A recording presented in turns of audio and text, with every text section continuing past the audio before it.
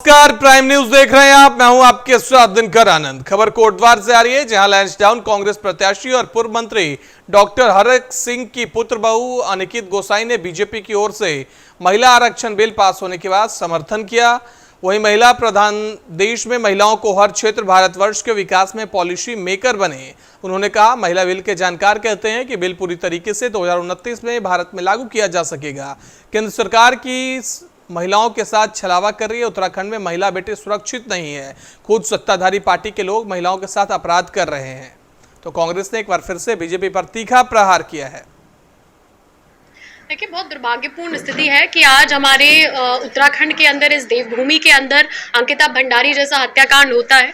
और उससे भी ज़्यादा दुर्भाग्यपूर्ण बात है कि आज 1 साल पूरा होने के बाद भी अंकिता भंडारी को, पहाड़ की इस बेटी को, न्याय नहीं मिल पाता। आज तक भारतीय जनता पार्टी जो है, बीजेपी की सरकार उस वीआईपी का नाम नहीं बता पाई है। लगातार कांग्रेस पार्टी सड़कों पर है, महिला कांग्रेस सड़कों पर है, यूथ कांग्रेस सड़कों पर है, एनएसयूआई सड़कों पर निरंतर रूप से ये गुहार लगा रहे हैं कि वो वीआईपी का नाम बताएं, अंकिता भंडारी को न्याय मिले। और महत्वपूर्ण रूप से इसलिए कि पहाड़ की बेटी है और पहाड़ की और बेटियों के लिए एक उदाहरण बने और ऐसा कोई भी कृत्य जो है वो वापस उत्तराखंड, इस देवभूमि के अंदर ना हो। देहरादून में डेंगू का खतरा दिन ब दिन बढ़ता ही जा रहा है। ऐसे में प्रमुख विपक्षी दल कांग्रेस के कई नेता भी इसकी चपेट में आ गए, जिसको लेकर अब कांग्रेस के नेता सरकार को जमकर खड़ी खोटी सुना रहे हैं। आपको बता दें कि देहरादून में इन दिनों स्मार्ट सिटी प्रोजेक्ट का काम चल रहा है, जिस कारण जगह जगह गड्ढे खोदे गए और गड्ढों को बरसात से पहले भर देना चाहिए था, लेकिन प्रशासन और नगर निगम की लापरवाही के चलते हजारों लोगों को इसका खामियाजा भुगतना पड़ रहा है। ऐसे में अब कांग्रेस और वरिष्ठ नेता प्रदेश महामंत्री नवीन जोशी ने सरकारी सिस्टम की नाकामी को देखते हुए डेंगू के खिलाफ सरकार और प्रशासन को जिम्मेदार माना है। साथ ही इसको लेकर अब मुख्यमंत्री, स्वास्थ्य मंत्री, स्वास्थ्य सचिव और महापौर के खिलाफ मुकदमा भी लिखवाने की तैयारी कर रही है। नमस्कार साथियों, मैं नवीन जोशी। जैसा कि आपको मालूम है, मैं पिछले 15 दिनों से डेंगू से ग्रसित हूं और देहरादून के मैक्स हॉस्पिटल में मेरा इलाज चला। मैं उन सैकड़ों साथियों का, जिन्होंने मेरी कुशल पूछी और यहां पर आकर मेरा हालचाल जाना और दूरभाष के माध्यम से, व्हाट्सएप के माध्यम से जो मेरी खबर जानी, उसके लिए मैं उनका तहे दिल से धन्यवाद अदा करता हूं। उत्तराखंड के पर्यटन मंत्री सतपाल महाराज द्वारा मसूरी के जॉर्ज एवरेस्ट स्टेट मसूरी पर स्थित हेलीपैड का लोकार्पण किया गया और यह हेलीपैड महान भारतीय पर्वतारोही श्री रघुनाथ श्रीधर को समर्पित किया गया। दूसरी ओर देश का पहला कार्टोग्राफी म्यूजियम का भी लोकार्पण किया गया। पर्यटन मंत्री सतपाल महाराज ने कहा कि मसूरी हेलीपैड से पर्यटक महज 9 मिनट के अंदर हिमालय दर्शन कर पाएंगे और यह दृश्य अपने आप में अद्भुत होगा। हेलीपैड है, ये राधानाथ सिकदर जी को हम डेडिकेट कर रहे हैं। वो बहुत बड़े गणतज्ञ थे और उन्होंने जो है जॉर्ज एवरेस्ट के नाम पर इसको डेडिकेट कराया और एवरेस्ट की चोटी को उन्होंने नापा। तो आज ऐसे महान व्यक्ति को हम ये हेलीपैड डेडिकेट कर रहे हैं। बड़ी खुशी हो रही है मुझे और वास्तव में उनका बहुत बड़ा योगदान था और बहुत वो एक निष्काम कर्मी थे। तो जब उनसे पूछा गया कि आप क्या चाहते हैं, तो उन्होंने कहा कि मैं शिखर को चाहता हूँ, जो माउंट 15 था उसको मैं चाहता हूं कि वो जॉर्ज एवरेस्ट के नाम से अंकित हो। तो लोगों ने उसमें जॉर्ज को हटा दिया और एवरेस्ट के नाम पर उस चोटी को अंकित किया। तो यही व्यक्ति थे जिनके प्रयासों से आज माउंट एवरेस्ट जो है वो उसकी ऊंचाई हम जानते हैं। कि आज देश का पहला कार्टोग्राफिक म्यूजियम जो है उसका हम लोकार्पण कर रहे हैं और ये सर जॉर्ज एवरेस्ट के नाम से जो अलंकृत हुआ है, तो ये बहुत प्रसन्नता की बात है। और मैं सभी देशवासियों को, उत्तराखंड वासियों को टूरिज़्म डे की बहुत बहुत बधाई देता हूं। और आज बड़ी प्रसन्नता की बात है कि विश्व पर्यटन दिवस के अवसर पर पर्यटन मंत्रालय, भारत सरकार द्वारा पिथौरागढ़ स्थित सरमौली गांव को बेस्ट टूरिज़्म विलेज का अवार्ड दिया गया है। तो हमारे लिए बड़े गौरव की बात है। और अपने मन की बात में टूरिज़्म को बढ़ावा देने के लिए प्रधानमंत्री जी ने कहा था, तो आज उन्हीं के दिशा निर्देशन पर ये सब कार्य हो रहे हैं। वन मंत्री सुबोध उनियाल कैलाश डोडीताल क्षेत्र के अगोड़ा गांव में आयोजित श्री गणेश महोत्सव में पहुंचे। इस दौरान वन मंत्री बतौर मुख्य अतिथि कार्यक्रम में पहुंचे। यहां वन मंत्री सुबोध उनियाल ने राज्य में इको टूरिज्म को विकसित कर इसके जरिए 2 लाख लोगों को रोजगार उपलब्ध कराए जाने की बात कही। तो उत्तरकाशी में इको टूरिज्म को लेकर सुबोध उनियाल ने बड़ा बयान दिया। उन्होंने कहा 2 लाख लोगों को इससे रोजगार मिलेगा। आपको बता दें कि अगोड़ा में गणेश महोत्सव का आयोजन किया गया था। डोडीताल और ये जो किलसू का क्षेत्र है बहुत पिछड़ा क्षेत्र है। आज हमारे कैबिनेट मंत्री माननीय सुबोध उनियाल जी ने अपना समय यहाँ पर दिया। जनता के अंदर बहुत खुशी है और मुझे जो हमारे वन मंत्री जी का मानना है, जो हमारी सरकार का मानना है कि कैसे हम पर्यटन के क्षेत्र में आगे बढ़ें, उसके लिए जो हमारी बहुत पहले कभी जमानों में सड़क कटी थी सेतु से माझी तक और पूरी सड़क बनी थी, उसमें पूरे ट्रक चलते थे, उसको खुलवाने के लिए 50 लाख रुपए की घोषणा माननीय वन मंत्री जी ने की। और उसके बाद जितने भी हमारे जो ट्रैक्स मार्ग हैं उनको इको टूरिज्म के अंदर तमाम मार्गों को स्वीकृत किया जाएगा। तो ये हमारे लिए सौभाग्य है। यहाँ पर अभी आपने सड़क वाली बात की, प्रधानमंत्री सड़क योजना के तहत की आपने बात की, जो हमारा गंगोरी से शुरुआत होती है और संगम चट्टी तक, ये 12-13 में वॉश आउट हो गई थी। उसके बाद इसमें काम चला, फिर 13 की 12 और फिर 13 की बाद में कुछ वॉश आउट हो गया। ठेकेदार फिर उसकी गुणवत्ता खराब हो गई, काम नहीं कर रहा था। तो लगभग 8.5 करोड़ रुपए उन्होंने खर्च किए, 10.5 करोड़ रुपए के स्वीकृत हुए थे। अगोड़ा में आने का और यहाँ पर बहुत खूबसूरत प्रकृति का नज़ारा, डोडीताल और तमाम यहाँ पर जिस तरह से धार्मिक और पर्यटक स्थल है उसको देखते हुए यहाँ जो संभावनाएं हैं, उन्होंने वन विभाग ने निर्णय लिया है कि हम 2 लाख लोगों को इको टूरिज्म के माध्यम से रोजगार वनों के जो वनों का उपयोग करके रोजगार देने का काम करेंगे, जिसके तहत हम तमाम इको डेवलपमेंट कमेटी बना रहे हैं स्थानीय नौजवानों की, जिसमें 90% पैसा स्थानीय जो लोग होंगे जिनके जो उसको ऑपरेट करेंगे, जो संचालन करेंगे उस पर्यटक स्थल का, उनको और उस पर्यटक स्थल को बरकरार रखने में खर्चा किया जाएगा। बीजेपी प्रदेश अध्यक्ष महेंद्र भट्ट का एक बयान इन दिनों चर्चा का विषय बना हुआ है। दरअसल बीजेपी प्रदेश अध्यक्ष ने कहा था कि कांग्रेस नेत्रियों को सिर मुंडवाने को कहा था, जो कि सनातन धर्म के प्रतिकूल माना जाता है। बीजेपी अध्यक्ष का यह बयान अब कांग्रेस का पारा हाई कर रहा है। बयान पर कांग्रेस प्रवक्ता गरिमा दर्शुनी ने कहा कि भाजपा प्रदेश अध्यक्ष मानसिक दिवालियापन का शिकार हो गए हैं। मानसिक दिवालियापन का शिकार हो गए हैं महेंद्र भट्ट, और अपने कुतर्कों से, अपनी घटिया बयानबाजी से वो किसी तरह से अंकिता हत्याकांड वाले प्रकरण से लोगों का ध्यान भटकाना चाहते हैं, उसकी न्यायिक हत्या करना चाहते हैं पूरे प्रकरण की, और इन्हीं सब बातों में विपक्ष को उलझाना चाहते हैं।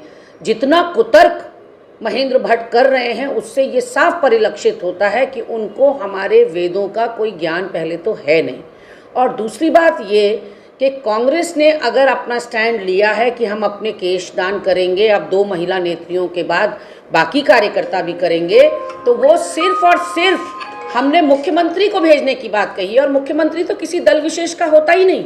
इन्होंने कैसे समझ लिया, ये अपने आप को स्वयंभू समझते हैं क्या, जो इन्होंने ये सोच लिया कि कांग्रेस पार्टी केशदान भाजपा को करने जा रही है।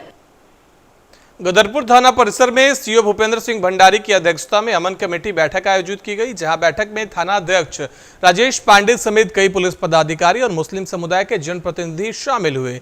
बता दें कि आगामी त्योहार ईद उल मिलाद को शांतिपूर्ण तरीके से मनाने को लेकर बैठक की गई। वहीं सीईओ ने कहा कि सभी अमन और मोहब्बत के साथ अपना अपना पर्व मनाएं। अगर कोई अराजक तत्व हिंसा भड़काने का प्रयास करता है तो उसकी सूचना जल्द प्रशासन को दें।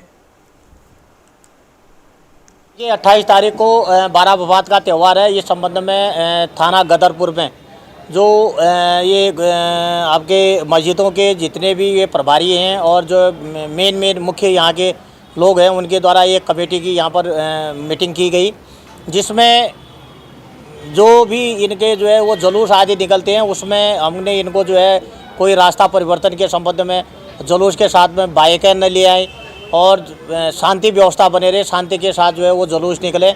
और नगर पालिका को भी हमने जो है इसमें निर्देश दे दिया। चेयरमैन साहब स्वयं यहाँ पर मौजूद थे कि जिस मार्ग से जुलूस निकलता है वहाँ की साफ़ सफाई, बिजली, पानी आदि की व्यवस्था सही समय पर हो जाए। तो इसी संबंध में एक जो है पीस कमेटी की यहाँ पर आज मीटिंग की गई। कोटद्वार वासियों की पिछले लंबे समय से दिल्ली से कोटद्वार के लिए ट्रेन शुरू किए जाने की मांग थी। उसी कड़ी में केंद्रीय रेल मंत्री ने आज बड़ा फैसला लिया। दिल्ली से कोटद्वार के लिए रात की ट्रेन को मंजूरी दे दी गई है। आपको बता दें कि बीजेपी प्रवक्ता विपिन कैंथोला ने कहा कि वो कोटद्वार वासियों को बधाई देते हैं। साथ ही राज्यसभा सांसद अनिल बलूनी और केंद्रीय रेल मंत्री का भी धन्यवाद किया। कोटद्वार के लोगों की पुरानी डिमांड थी कि कोटद्वार की जो रात्रि ट्रेन है, जो मसूरी एक्सप्रेस में 2 डिब्बे लगते थे कोटद्वार से दिल्ली जाने के लिए, वो बंद थे। कोरोना काल के बाद लिंक बंद कर दी गई थी, इसलिए कोटद्वार की जनता के लिए रात्रि ट्रेन बहुत ही महत्वपूर्ण थी। और इसलिए भी महत्वपूर्ण थी क्योंकि गढ़वाल का कोटद्वार प्रवेश द्वार है और लैंसडाउन में जो सेना है, गढ़वाल राइफल है, उसके सेंटर है। और तमाम जो सैनिक हैं हमारे देश भर में सीमाओं में वहाँ से जाते हैं, वहाँ से हमारी रक्षा करते हैं, उनको भी सुगम यात्रा के लिए ट्रेन महत्वपूर्ण होगी। और लैंसडाउन जो है वो बड़ा पर्यटन क्षेत्र बन रहा है, धीरे धीरे विकसित हो रहा है। तो इसलिए लैंसडाउन के जो पर्यटक हैं उनके लिए भी ये ट्रेन महत्वपूर्ण होने वाली है। और बड़ा जिससे कि वहाँ के जो हमारे युवा हैं, स्थानीय युवा हैं, जब लैंसडाउन में इस ट्रेन के माध्यम से जो सुगमता से यात्री आएंगे, जो हमारे पर्यटक आएंगे, उनको सुगमता मिलेगी। तो निश्चित रूप से ट्रेन को ढूंढते हैं यात्री, सुगम यातायात को ढूंढते हैं, तो वहाँ के युवाओं को, जो हमारे स्थानीय जो युवा हैं, उनको भी रोजगार मिलेगा। तो निश्चित रूप से ये बड़ी सौगात है गढ़वाल के लोगों के लिए। जो हमारे लैंसडाउन है, हमारे सतपुली हैं, चौबट्टा खाल हैं, पौड़ी तक के लोगों के लिए ये ट्रेन बहुत ही महत्वपूर्ण होने वाली है। विश्व पर्यटन दिवस के अवसर पर आज इंटरनेशनल विंटर डेस्टिनेशन औली में स्वच्छता ही सेवा पखवाड़े के तहत clean and green Auli campaigning कार्यक्रम आयोजित किया गया।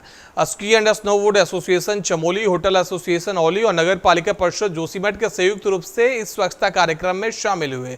आपको बता दें इसमें टॉप होटल, कृतम झील, chair lift point, Jimmy avian ski resort परिसर सहित इंटरनेशनल FIS नदा देवी प्लास्टिक कूड़ा मुक्त किया गया। साथ ही पालिका के पर्यावरण मित्रों, ITBP के हिमवीर जवानों, अधिकारियों सहित होटल कारोबारियों, पर्यटन व्यवसाय से जुड़े युवाओं, स्की क्लब, होम स्टे संचालकों ने भाग लिया और करीब 20 बोरे गार्बेज कलेक्ट कर पालिका के कूड़ा वाहन में निस्तांतरण हेतु जोशीमठ भेजा।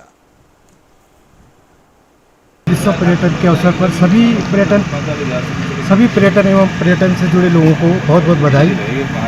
और आज हमारा होटल एसोसिएशन ऑफ औली और हमारे जो पर्यावरण मित्र नगर पालिका परिषद के लोग हैं और हमारी ITBP और हमारा जो एडवेंचर एसोसिएशन है, एक सामूहिक रूप से हमारे द्वारा औली में एक सफाई अभियान चलाया गया और हमने काफ़ी मात्रा में कम से कम 20 बोरे हमने यहाँ पे कबाड़ के इकट्ठे किए और उसे हमने नगर पालिका की गाड़ी द्वारा जो इनका इसके लिए जगह बनाई गई है वहाँ भेजा जा रहा है। किच्चा के पलवट्टा थाना पुलिस ने बड़ी कार्रवाई की है, जहां गाय भैंस की चर्बी से नकली घी बनाने वाले गिरोह का भंडाफोड़ किया गया है। बता दें कि नकली घी बनाने वाले गिरोह के 4 सदस्यों को सामान के साथ धर दबोचा गया।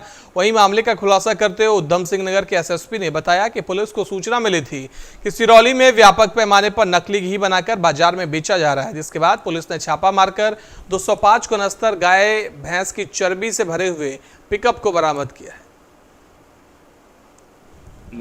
माननीय CM साहब का निर्देश रहता है कि अपराध मुक्त उत्तराखंड बनाना है। साथियों, इस दिशा में आज पुलपट्टा पुलिस को बहुत बेहतरीन सफलता मिली है। आगामी त्योहार सीजन के परिप्रेक्ष्य में हमने अपने सारे सूचना तंत्र जो है सतर्क रखे रहते हैं, क्योंकि मिलावटी जो खाना खाद्य पदार्थ होता है, इन सब के ऊपर हमें बचाना है। तो आज हमें पुलपट्टा थाना पुलिस को एक सूचना मिली थी कि ये जानवरों की चर्बी को अच्छे से उबाल के बड़े भारी स्तर पे ये लोग जो है चर्बी से प्योर फैट बना के उसमें कुछ केमिकल डाल दानेदार स्वरूप दे देते हैं। फिर उसको ठंडा करने के बाद वो दानेदार स्वरूप देते हैं जो वनस्पति के तरह ही दिखता है। तो इसका हमें इनपुट आया था कि ये ऐसा काम हो रहा है यहाँ पुलपट्टा थाना क्षेत्र में, कुछ लोगों द्वारा किया जा रहा है। बाद में इसको वो लोग जो है वनस्पति और घी का स्वरूप दे देते हैं। उत्तराखंड के उधम सिंह नगर में एनआईए की टीम ने छापेमारी कर कार्रवाई की है, जहां छापेमारी के दौरान क्षेत्र में हड़कंप मच गया।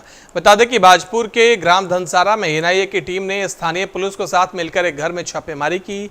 बता दें कि साल 2016 में पंजाब की नाभा जेल में हुए धमाके में धनसारा निवासी आसिम पर आतंकवादियों को हथियार सप्लाई करने का आरोप था, जिसके चलते आसिम सोया काट रहा था और 4 महीने पहले कोर्ट से मुकदमे में बरी होकर अपने सजा पूरी कर घर आया था। वहीं पूछताछ के दौरान पुलिस ने परिजनों से महत्वपूर्ण जानकारी जुटाई है।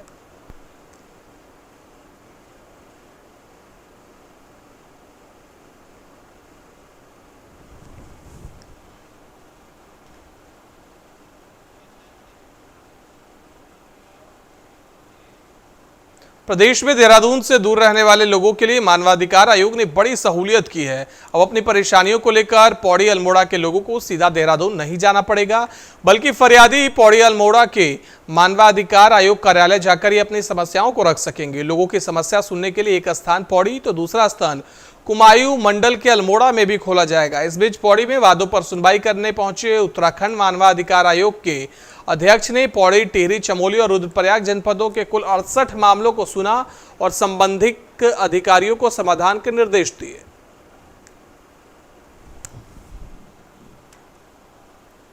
जाके सुनवाई करना लाभप्रद हो रहा है कि नहीं, जैसे आज यहाँ पर हो रहा है। इसके बाद अल्मोड़े में भी अक्टूबर प्रथम सप्ताह में कैंप आयोजित किया जा रहा है। तो देखते हैं, अगर इसका अच्छा रिजल्ट निकलता है तो भविष्य में दूरस्थ स्थानों पर स्वयं जाकर इसकी सुनवाई की जाएगी। मानव अधिकार आयोग में सबसे अच्छी बात मुझे ये लगी कि जैसे किसी भी व्यक्ति को कोई परेशानी, उसके अधिकारों का हनन या वो व्यथित होता है तो उसके कई फोरम हैं, जैसे न्यायालय में भी हो जा सकता है, किंतु न्यायालय में लंबी प्रक्रिया है, इसके लिए न्याय शुल्क उसको देना पड़ता है। मानव अधिकार आयोग में मात्र आपको शिकायती प्रार्थना पत्र या एक प्रार्थना पत्र देना होता है। उसके लिए आपको स्वयं नहीं आना है, कोई न्याय शुल्क उसमें अदा नहीं करना है। आप ईमेल से भेज सकते हैं, आप डाक से भेज सकते हैं। उसमें तुरंत उसमें कॉग्निजेंस लेके हम जिससे भी उसको कोई शिकायत है उसको हम नोटिस देकर उसके शिकायत को का निराकरण करने की कोशिश करते हैं। पौड़ी के पावो क्षेत्र में हुए सड़क दुर्घटना में लापता चल रहे एक और युवक का शव एसडीआरएफ और पुलिस टीम ने घटनास्थल से 200 मीटर की दूरी से बरामद किया है। शव की पहचान मृतक युवक के परिजनों द्वारा की गई। वहीं पुलिस और एसडीआरएफ टीम अब भी सर्च ऑपरेशन में जुटी हुई है। घटना के बाद से अंदेशा जताया जा रहा था कि ऑल्टो कार में 5 लोग सवार थे। ऐसे में लापता युवकों की खोजबीन में सर्च टीम जुटी हुई है। किलोमीटर आगे जो है एक अल्टो गाड़ी के गिरने की सूचना मिली थी। इस सूचना पे तत्काल चौकी इंचार्ज, मई चौकी के फोर्स के और हमारी जो एसडीआरएफ की टीम है सतपुली की और श्रीनगर की और फायर की जो हमारी रेस्क्यू यूनिट है, इसे भेजा गया था। मौके से एक बॉडी जो है वो बरामद कर ली गई है। लगातार हमारी टीम इसमें कार्य कर रही है। कल जो है एक और बॉडी इसमें रिकवर हो गई है और हमारी एसडीआरएफ की टीम, हमारी जल पुलिस की टीम लगातार अभी और लोगों को रेस्क्यू करने के कार्य में लगी हुई है। देहरादून में 2 दिन पूर्व डोईवाला के भानियावाला में अवैध तरीके से की गई प्लॉटिंग को ध्वस्त कराया गया, तो वहीं आज सुबह तहसील प्रशासन की टीम ने दुधली क्षेत्र की सांसवा नदी में अवैध खनन कार्य में जुटी 4 ट्रैक्टर ट्रॉलियों को पकड़कर सीज किया है। इससे पहले भी तहसील प्रशासन लगातार अवैध खनन पर रोक लगाने के लिए कार्रवाई कर रही थी। जी, डीएम मैडम के निर्देश के अनुसार हम लोग कंटिन्यूसली जो अवैध खनन करता है और जो भूमाफिया है उनके खिलाफ हम कंटिन्यूस कार्रवाई करें। रुड़की में पिरान कलियर में चल रहे सालाना उर्स में पुलिस ने एक बांग्लादेशी नागरिक को गिरफ्तार किया। बता दें कि पिरान कलियर में पहले भी कई बार बांग्लादेशी, अफगानी नागरिक पकड़े जा चुके हैं। पकड़ा गया बांग्लादेशी गुजरात से रुड़की पहुंचा था। वहीं बांग्लादेशी पिछले लंबे समय से भारत में अलग अलग जगहों पर रह रहा था। पुलिस ने पासपोर्ट अधिनियम के तहत मुकदमा दर्ज कर आरोपी को गिरफ्तार कर लिया है।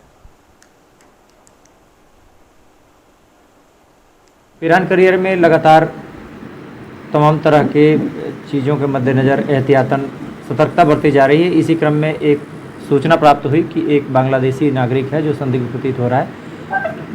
उससे पूछताछ की गई तो उसके द्वारा स्वीकार किया गया कि उसका नाम शेख अब्दुल रफ़ीक है, पुत्र शेख अब्दुल अजीज़, और वो ग्राम मौनी, ज़िला बागेरहाट, खुलना, बांग्लादेश का रहने वाला है। और इससे पूर्व 2012 से वो भरूच, गुजरात में रह रहा था। 1998 में बैनापुर बॉर्डर पार करके भारत में प्रविष्ट हुआ था और यहीं पूरे भारत में इधर उधर भ्रमणशील रह के वो अपना जीवन यापन कर रहा है। उर्स के दौरान वो यहाँ आया था। 24 सितंबर को उसके द्वारा बताया गया कि ट्रेन से वो भरूच से रुड़की आया और रुड़की से फिर कलियर आया। डोईवाला का शहीद दुर्गामाल राजकीय महाविद्यालय में आर्ट फैकल्टी में लंबे समय से शिक्षकों की कमी से महाविद्यालय के छात्र और छात्राएं जूझ रही हैं, जिसको लेकर आज छात्र संगठन NSUI के बैनर तले तमाम छात्र छात्राएं डोईवाला उपजिलाधिकारी के दरबार में अपनी फरियाद लेकर पहुंची और उपजिलाधिकारी को राज्यपाल कुलाधिपति देव समन यूनिवर्सिटी के नाम ज्ञापन सौंपते हुए मांग की कि जल्द से जल्द महाविद्यालय में चित्रकला विषय के शिक्षक को भर्ती कराई जाए। साथ ही परीक्षा में छात्रों की बैक आ रही है, साथ ही बीकॉम में शिक्षक न होने से साथ छात्र परेशान हैं। ऐसा लगातार NSU संगठन के छात्र नेताओं के द्वारा उठाया जा रहा है। तो आज हमने ज्ञापन ये दिया है कि 3 साल से ज़्यादा अधिक वर्ष हो चुका है जो हमारे HDMPG कॉलेज है उसमें कला शिक्षा चित्रकला के टीचर नहीं है। तो मैंने भी चित्रकला सब्जेक्ट था जो मैंने 3 साल पढ़ चुका हूँ और मेरा ग्रेजुएशन उस सब्जेक्ट से हुआ, पर टीचर ना होने के कारण मुझे बहुत समस्या का सामना करना पड़ा। जैसे मैं ऑनलाइन से पढ़ के अपना पेपर क्लियर करके ग्रेजुएशन कंप्लीट करा है। तो हमारे कॉलेज में टीचर की कमी है, जिसके लिए हमने यहाँ पे एक ज्ञापन दिया है कि टीचर की कमी है। बीकॉम का टीचर नहीं है और बाकी आर्ट्स के हमारे यहाँ बहुत सारे बच्चे हैं, उनके भी टीचर है नहीं। तो बस ये चाहेंगे कि जल्दी जल्दी हमारा जो ज्ञापन है वो एक्सेप्ट करें मैम। और हाँ जी, पढ़ाई नहीं होती है, जब टीचर नहीं होता तो पढ़ाई तो नहीं होगी। फिर बच्चे कभी ऑनलाइन ही पढ़ते, किसी को समझ नहीं आता या फिर किसी की बैक लग जाती है। बुलेटिन में फिलहाल इतना ही। देश दुनिया की बाकी खबरों के लिए देखते रहिए प्राइम न्यूज।